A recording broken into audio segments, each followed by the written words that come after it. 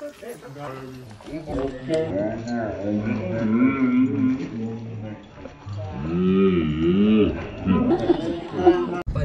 मित्रांनो, आता खरं तर मी आणि माझा मित्र रोहित आम्ही साप पकडायला निघालेलो आहे. कारण गेल्या अनेक दिवसांपासून आम्ही दोघं ट्रेकिंग करतोय, गड किल्ल्यांवरती जातोय. आज पुण्यावरनं हा पहिल्यांदाच माझ्या गावी आलाय खरं तर पोहण्यासाठी. आणि आमचं पोहणं कुठं सुरू होता, पोहणं कुठं संपत नाही. तर पुढचा नेक्स्ट प्लॅन देखील होता आमचा स्वयंपाक करायचा. तर तेवढ्यात मला फोन येतोय की रिसेपीस या ठिकाणाहून रिसामध्ये साप निघालेला आहे. तर आम्ही त्या दिशेने निघालोय.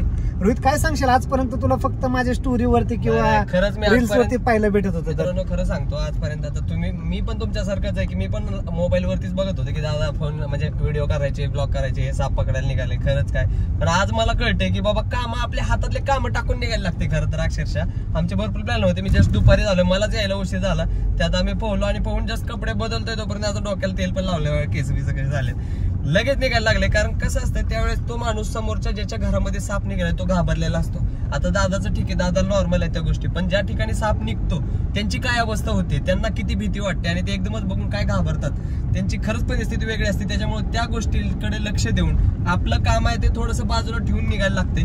खरंच खूप मेहनत आहे ह्या गोष्टीमध्ये आणि त्याला एकदा दोनदा माणूस करू शकतो, पण दादाला मी आल्यापासून 4 कॉल आले. जेवढं शक्य तेवढं ते करतायत, जात आहेत. तुम्ही पण त्यांना चांगला सपोर्ट करताय, असाच सपोर्ट राहू द्या. खरंच खूप भारी. तर चला आपण आज बघूयात की खरं साप म्हणजे कसं आहे, कशा पद्धतीने पकडतात. आणि मी आतापर्यंत साप पकडलेला नाहीये. दादांनी मला जर थोडंसं काहीतरी केलं कोऑपरेटिव्ह तर मी पण प्रयत्न करणार आहे. कारण मी पण एक गिर्यारोहक आहे. गिर्यारोहकाला साप सर्पाशी मैत्री असणं किंवा इतरही जंगली प्राण्यांशी मैत्री असणं, त्यांची म्हणजे माहिती असणं खरंच खूप गरजेचं आहे. त्यामुळे आज मी पण प्रयत्न करणार आहे. चला बघूया काय होतं.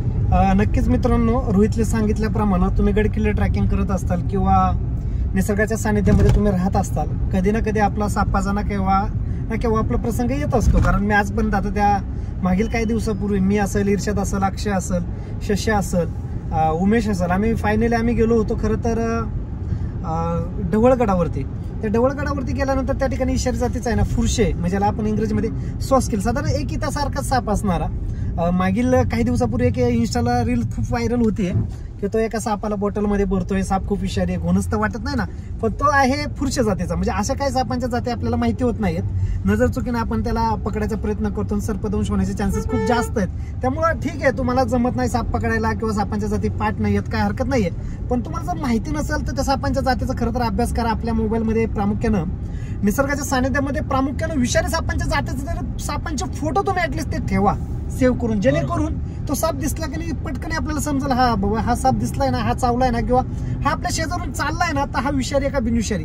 ह्या व्हिडिओच्या माध्यमातून सांगायचं खूप महत्वाचं आहे. आणि मी व्हिडिओ बनवतो त्याचा अवेअरनेस तयार झाला पाहिजे. आणि तुमच्या सगळ्यांचं तर प्रेम आहेच. इंस्टाला माझी या जवळपास आता 1,08,000 लोकांची फॅमिली झाली आहे. नाही सेलिब्रिटी नाही, तुमच्या सगळ्यांचा भाव आहे मी. बस काय तुमच्यासाठी वडीलधारे असतील, त्यांचा मुलगा असेल, आई वडील असेल, त्यांचा मुलगा आहे, छोट्या मुली असतील किंवा मोठ्या मुली असतील, त्यांच्यासाठी मी भाऊ असेल. आणि जे गावात आल्यानंतर मला अजून एक वेगळी गोष्ट, ग्रामपंचायत सदस्याची पार्टी आहे घराकडे. तर ग्रामपंचायतीमध्ये आता मी निवडून पण आलो नाही. ह्या सगळ्या गोष्टी आणि एका साईडला साप आणि हा आमचा पैलवान. काय सांगशील सापाबद्दल तू? आम्ही चाललोय पकडायला. आता काय करायला चाललोय आपण? आता साप पकडायला. हा, कोण पकडणार आहे? मी पकडणार आहे. तू पकडणार आहे का? नाही. बरं ठीक आहे, चला आणखी पुढे जायचं आहे आपल्याला. थोडं अंतर राहिलेलं आहे, साधारण गावापासून माझ्या 8-9 किलोमीटर अंतरावरती तो साप पकडायचा चाललेला आहे. साप पाण्याच्या टाकीमध्ये बसलेला, त्यांनी फोनवरतीच सांगितले. बघूया काय.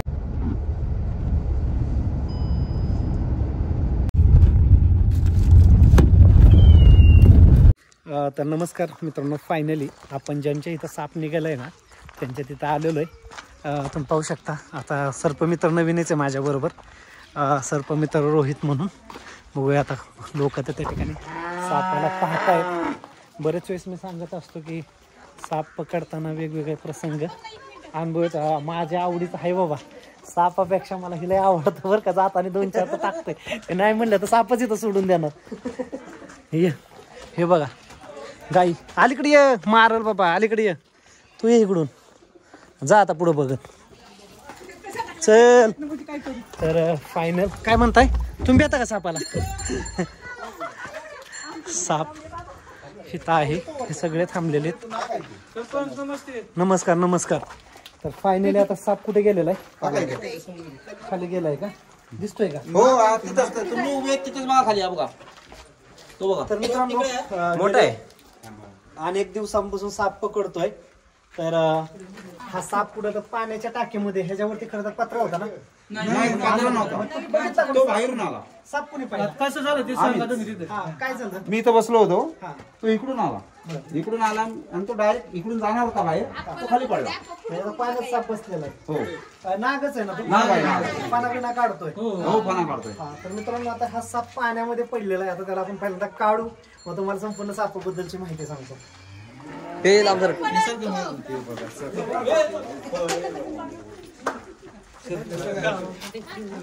हे पळायला येत नाही त्यांनी पुढे या.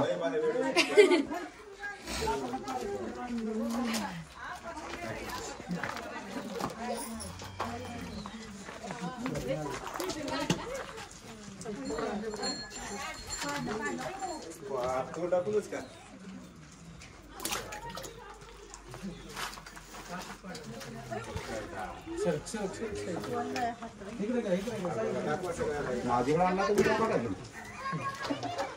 तर फायनली करून आपण इंडियन स्पिक्टिकल कोब्रा, ज्याला की सायंटिफिक नेम नाजा बोललं जातं. हा प्रामुख्यानं आपल्या भारतामध्ये जे विषारी प्रामुख्यानं जे बिग फोर स्नेक आहेत, अशा बिग फोर स्नेक पैकी असणार हा इंडियन स्पिक्टिकल कोब्रा. भारतीय नाग बोललं जातं. अतिशय विषारी असणारा कोब्रा स्नेक. त्याचा फुडमार्क जर तुम्ही पाहिला ना, एवढा भारी आहे ना फुडमार्क, तुम्ही पाठीमागनं पाहू शकता. आणि आवाज ते जेवढा भारी आहे. आज तर खूप दिवसातून अनेक दिवस झालं साप पकडतोय आणि त्यातला आज पाण्यामध्ये पुन्हा एकदा नवीन साप भेटलेला आहे. आता ह्या सापाला मी निसर्गाच्या सानिध्यामध्ये सोडायला तर घेऊनच जाणार आहे. मी गेल्या अनेक दिवसांपासून तुम्हाला सांगत आलेलो आहे की कोणताही साप असेल किंवा काय असेल तर तुम्ही कुठल्याही सापाला शक्यतो भेट नका जाऊ. स्वतःहून कधीच तो चावायचा प्रयत्न करत नाहीये. मी गेल्या अनेक दिवसांपासून साप पकडतो म्हणून मला साप चावणार नाही का, तर मलाही चावू शकतो. पण काय केलं पाहिजे, कशा पद्धतीनं साप पकडला पाहिजे, त्याची टेक्निक काय आहे, किंवा कोणताही साप जवळ आल्यानंतर लगेचच चावतो का, असं होत नाहीये. पकडलेला साप हा न्यूरोटॉक्सिक ह्याचं पॉइझन आहे. साधारण हा साप चावल्यानंतर 15 ते 16 लोक सहज मारलतो. एवढं विष आहे त्याच्या खरं तर विष ग्रंथीमध्ये. न्यूरोटॉक्सिक विष ह्याचं तर हा सर्पदंश झाल्यानंतर तुम्हाला नर्वस सिस्टम डॅमेज होतं. कित्येकदा हा सर्पदंश झाल्यानंतर तुमच्या श्वासावरती नियंत्रण राहत नाहीये, मेंदूवरती नियंत्रण राहत नाही, त्यामुळे माणसाला श्वास घ्यायला जमत नाही. मग कित्येकदा हा सर्पदंश झाल्यानंतर तुम्हाला आहे ना, आपण व्हेंटिलेटरवरती त्याला ठेवलं जातं, ऑक्सिजन एक्स्ट्रा दिला जातो. आणि तो जर व्हेंटिलेटर एका जागेवरती अवेलेबल नसेल तर कित्येक लोक मरतानाही पाहिलेले आहेत. त्यामुळं डॉक्टरच्या सल्ल्याने केलेले उपाय किंवा डॉक्टरने केलेले उपचार हेच तुमचा जीव वाचू शकतात. अन्यथा अंगारा दुपारा तंतर मंतर असलं काही चालत नाहीये. साप चावलाय ना तर काय करायचं नाहीये, काळजी घ्यायची फक्त. काय तर त्या माणसाला स्थिर राहायला सांगायचं, चालणं बोलणं खाणं पिणं कुठलाही श्रम करायला व्हायचं नाहीये. पण हा त्यातलं त्यात जर भावकीचा माणूस असेल तर जवळ न्यायचा नाही, तर तो आतोवरच भीतीने मारतो. हा गमतीचा भाग सोडा, हे फक्त तुम्हाला एक गंमत म्हणून सांगतोय. पण असं काही नाहीये, फक्त त्या असणाऱ्या माणसाला सर्पदंश झालाय, आता तो विषारी नाहीये असं एवढं म्हणत चला, तर नक्कीच माणूस तो स्टेबल राहील. आता पकडलेल्या नागाला मी निसर्गाच्या सानिध्यामध्ये सोडायला चाललेलो आहे. माझ्या जोडीला माझा मित्र रोहित, तो देखील आलेला आहे. बघा त्याच्याकडेच नाग कसा बघतोय. एवढा आवाज भारी काढतोय. पकडलेला साप आता मी निसर्गाच्या सानिध्यामध्ये सोडायला चाललेलो आहे. ही घ्या, बरणी घ्या, चला एक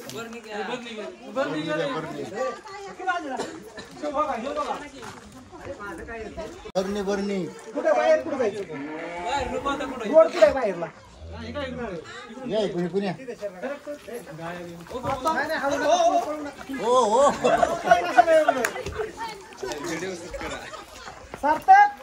सार्थक कुठे रे? कुठे आहे? सार्थक आहे ना, सार्थक हाताल हवा टाईट.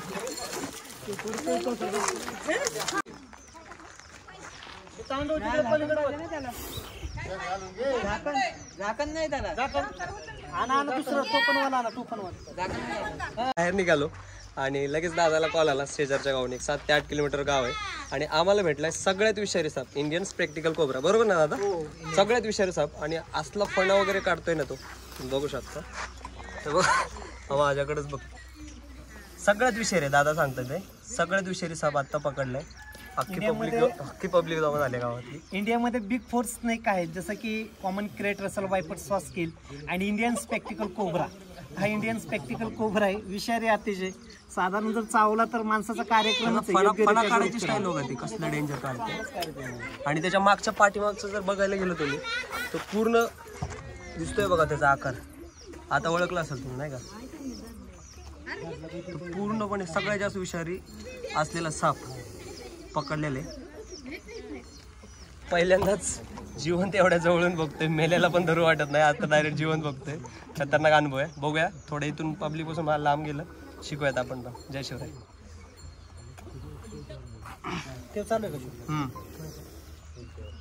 का पकडलेला साप आता आपण त्या असणाऱ्या बरणीमध्ये भरून त्याला निसर्गाच्या सानिध्यामध्ये सोडूया. हॅलो हे काय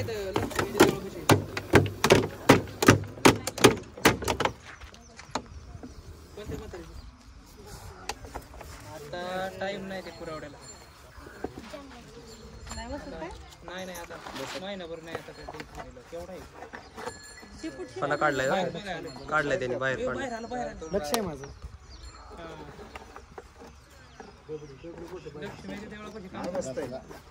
तर फायनल मित्रांनो पकडलाय साप. व्हिडिओ कसा वाटला कमेंट बॉक्स मध्ये कमेंट करा, लाईक करा, व्हिडिओ जास्तीत जास्त शेअर करा. भेटूया नेक्स्ट व्हिडिओ मध्ये. अशाच आपल्याला सापांवरती गड किल्ल्यांवरती किंवा याच्यामध्ये कोण कोण घाबरत होतं? पहिल्यांदा कोण बघितला हा साप? पहिल्यांदा तुम्ही बघितला का? काय वाटलं तुम्हाला? घाबरले? काय नाही, मी घाबरलो नाही त्याला. नाही का? अजिबात पकडला का नाही? नाही तर आतमध्ये पाण्यामध्ये होता ना, आम्हाला माहिती नाही पकडायचं. हा सगळ्यात जास्त विषारी साप आहे हा. ज्याला माहित नाही त्यांनी पकडायला पण जाऊ नका. दादाने सांगितलं 15 लोक जागेवर ठार करू शकतात. त्याचा भरपूर अनुभव, आम्ही कोकणातच आहे त्याच्यामुळे. चला सेफ राहा सगळे. अशा गोष्टी याला दादाला नक्की कॉल करा, तुमच्यासाठीच आहेत. जय शिवराय. जय शिवराय.